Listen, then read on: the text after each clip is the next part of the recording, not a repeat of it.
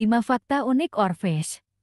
Ikan ini diduga jadi tanda bencana saat terlihat. Benarkah Oarfish di pinggir pantai pertanda bencana? Baru-baru ini, Oarfish tidak sengaja tertangkap di Indonesia dan menghebohkan warganet. Bagaimana tidak? Banyak yang percaya bahwa kemunculan Oarfish adalah tanda bencana yang akan segera datang. Apakah benar begitu? Dilansir dari berbagai sumber, berikut ini beberapa fakta tentang Oarfish yang perlu kamu tahu. Pertama, Oarfish adalah ikan bertulang paling panjang di dunia. Beberapa laporan mencatat pernah menemukan ikan ini dengan panjang hingga 50 kaki atau sekitar 15,24 meter dan dengan berat 600 pon atau sekitar 272 kilogram. Karena bentuk tubuhnya yang berkelok-kelok, ikan ini sering mendapat julukan ikan pita. Tidak seperti kebanyakan ikan bertulang lainnya, Oarfish tidak memiliki sisik. Sebaliknya, mereka memiliki lapisan kulit dari bahan yang disebut guanin. Meskipun mereka beradaptasi untuk bertahan hidup di bawah tekanan tinggi kedalaman laut, pada permukaan laut, kulit mereka tergolong lembut dan mudah rusak.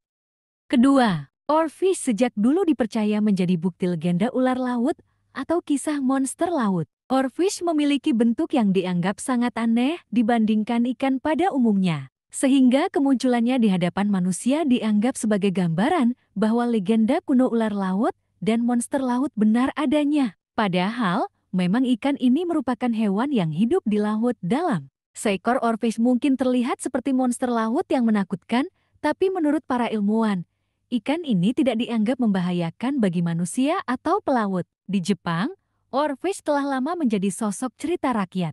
Lebih kecil dari Oarfish raksasa, Oarfish yang lebih ramping dikenal di negara tersebut sebagai utusan dari istana dewa laut. Ketiga, Oarfish memakan organisme laut lainnya yang lembut atau berukuran kecil. Ikan ini memakan ikan-ikan berukuran kecil lainnya, hewan krustase kecil, plankton, dan cumi-cumi. Alasan hewan ini hanya memakan hewan laut lain yang berukuran kecil atau bertekstur lembut adalah karena ia tidak memiliki gigi yang jelas terlihat. Salah satu fungsi dari gigi yang jelas terlihat selain mengunyah adalah untuk mengintimidasi predator. Tak heran jika Oarfish menjadi mangsa bagi ikan-ikan hiu yang berukuran lebih besar darinya. Keempat, Oarfish jarang terlihat dalam keadaan hidup oleh manusia. Hal ini merujuk pada fakta bahwa ikan ini hidup di kedalaman laut yang susah dijangkau manusia. Butuh perlengkapan dan peralatan ekstra untuk bisa menuju habitat reguler Oarfish. Fisik manusia cenderung tidak mampu menahan tekanan di kedalaman laut tersebut. Berhubung Oarfish umumnya ditemukan dalam keadaan mati, tidak banyak informasi data konservasinya. Kadang nelayan membuang dari jaring mereka karena dianggap sebagai tangkapan yang tidak diharapkan. Banyak orang sudah pernah mencoba memakannya, tetapi mayoritas orang tidak menyukainya karena dagingnya lembek dan lengket. Kelima, kemunculan Oarfish di hadapan manusia sering dikaitkan dengan pertanda bencana. Oarfish hanya terlihat di permukaan ketika sakit, sekarat atau mati. Ketika mereka berada dalam kondisi tersebut, secara otomatis mereka akan naik ke permukaan. Oarfish pertama yang berhasil didokumentasikan adalah pada tahun 1997. Menurut kepercayaan tradisional di Jepang, jika ditemukan banyak ikan tersebut terdampar, itu mungkin menandakan gempa yang akan datang. Ingat, itu kepercayaan tradisional yang tidak terbukti secara ilmiah ya.